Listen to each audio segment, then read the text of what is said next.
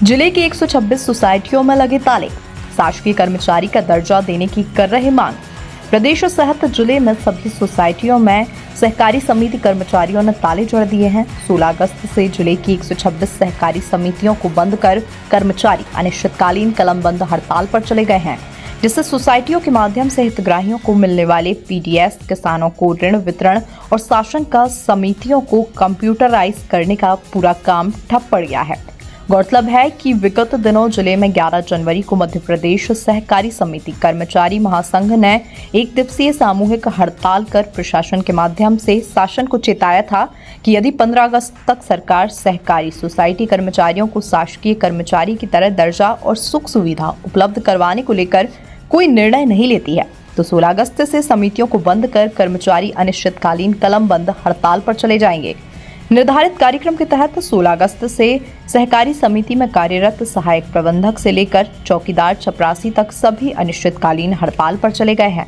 वहीं मध्य प्रदेश सहकारी समिति कर्मचारी महासंघ जिलाध्यक्ष पीसी चौहान ने बताया कि सहकारी समिति कर्मचारियों की मांगों को लेकर सरकार कमेटी बनाकर समस्याओं के हल का हमेशा झूठा आश्वासन देती रही है, लेकिन आज तक सरकार ने सहकारी समिति कर्मचारियों के हक में कोई निर्णय नहीं लिया और ना ही उनकी मांगों पर ध्यान दिया, जिससे इस बार आर पार की लड़ाई में सहकारी समिति कर्मचारियों ने समितियों को बंद कर अपनी मांगों के समर्थन में 16 अगस्त से अनिश्चितकालीन कलमबंद हड़ताल शुरू कर दी है।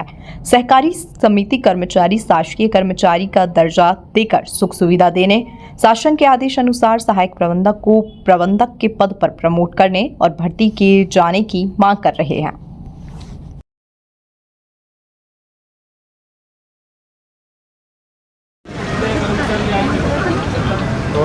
ये आप लोग क्यों बैठे कब से बैठे?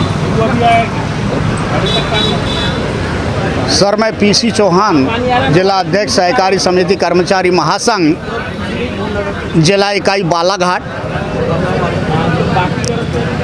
विगत 16/8/2023 से अनवरत हमारी अनिश्चितकालीन हड़ताल जारी है। और रहा सवाल, सर आपने क्वेश्चन किया कि क्यों बैठे हैं, तो बड़ा खेद का विषय है। मैं बारी बारी से उसी बात को दोहराता हूँ, आज नहीं अनेकों वर्षों से दोहराता हूँ। ये बड़ा खेद का विषय है सर। हमारी मांग है, ये गरीब अनाथ सहकारिता में काम करने वाले कर्मचारियों की सरकार से हम गुहार लगाते जा रहे हैं और हमारी इकलौती मांग है। और आपको पता है, मैं बात बता दूं, बहुत सारा समुद्रों जैसे तो हीरे जवाहरात बांट चुके हैं हमारे आदरणीय मुख्यमंत्री जी ने।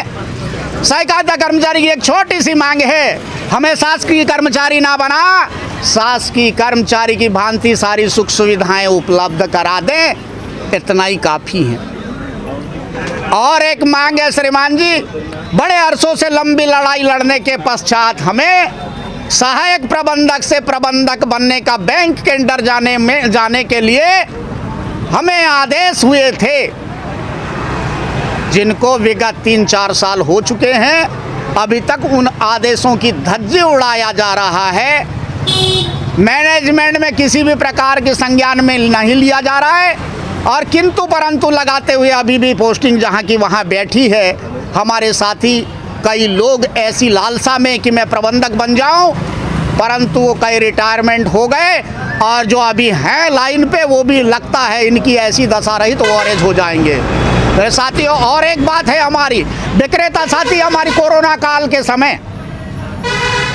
काल के माननीय मुख्यमंत्री जी ने कोरोना की ऐसी भीषण त्रासदी में घोषणा करी थी, कोरोना के समय ऐसा कोई काम करेगा उसको कोरोना योद्धा माना जाएगा। तो हमारे सहकारिता के भी कर्मचारियों को ये आश्वस्त कराया था कि आप भी कोरोना योद्धा के रूप में रहेंगे और कोरोना काल के समय में आप राशन वितरण के समय किसी भी प्रकार से अगर कोई विसंगति आती है, अकस्मात कोई एक्सीडेंट हो जाता है, तो ऐसी परिस्थिति में 50 लाख दिया जाएगा।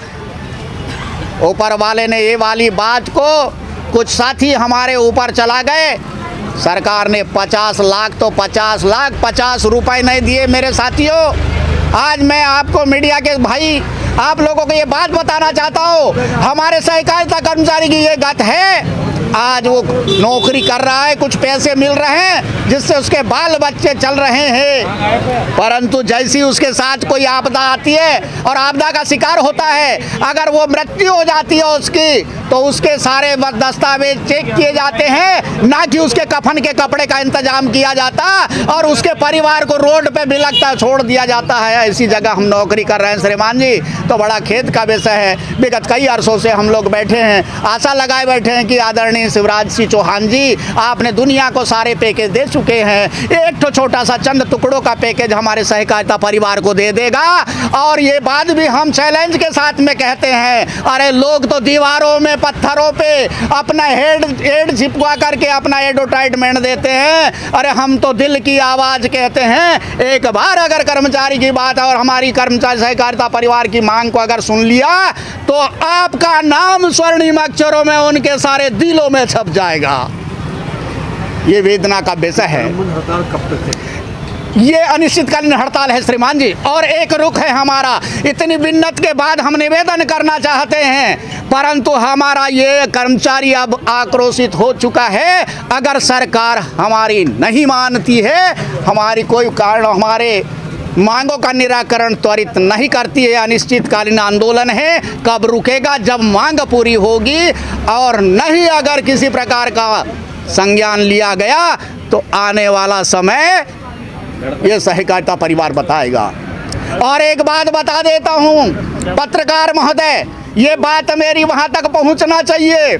इनको वो दिखाई दे रहे हैं सहकारिता परिवार के चंद लोग, आपको भी संज्ञान में ला दें, दूर दराज के चूल्हा चक्की तक का हमारा साथ है, हर किसान के साथ हमारा साथ है। और एक बात और ये भी है कि ये कर्मचारी अविवाहित नहीं है, ये टोटल परिवार के साथ है, और एक के साथ 200 की टीम है। अगर अपनी औकात में आता है, तख्त बदल दे, ताज बदल दे, इन बेईमानों का राज बदल देंगे हम। लगभग बालाघाट जिले में कितनी ऐसी दुकानें हैं जहाँ से वितरण प्रणाली चलती है?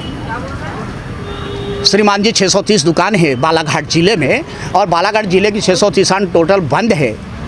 और इसके पहले हमने ज्ञापन भी दिया है, और ज्ञापन में हमने वेदना लिखी है, और ये दुकानें तो बंद ही है, सारा सोसाइटी के अंडर जो भी काम होता है, सरकार का हितकर जो काम होता है, सारे बंद है। 126 सोसाइटी में टोटल ताले लगे हुए हैं, कहीं से कहीं तक ना बीज दिया जा रहा है, ना खाद दिया जा रहा है, ना ऋण दिया जा रहा है किसी प्रकार का। और इसमें कष्ट हो रहा है हमारे उपभोक्ताओं को, हम बहुत खेद का विषय करते हैं। हम उसी परिवार से होते हैं, वो बाकी लोग तो एरोप्लेन से चलने वाले रोड के गड्ढे क्या जाने, लेकिन हम तो फिलहाल गड्ढों में रहने निवास करने वाले लोग हैं। तो श्रीमान जी इनको बहुत जो कष्ट हो रहा है, इसके लिए सरकार इसके लिए जवाबदार होगी।